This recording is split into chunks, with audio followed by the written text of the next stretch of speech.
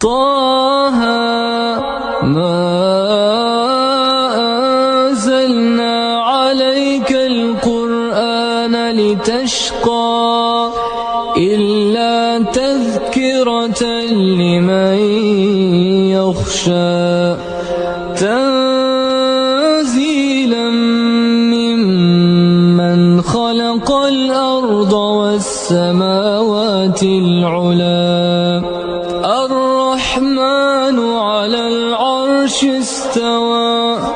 له ما في السماوات وما في الأرض وما بينهما وما تحت الثرى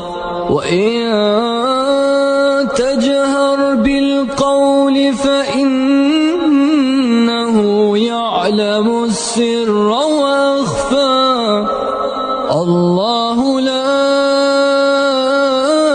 إله إلا هو له الأسماء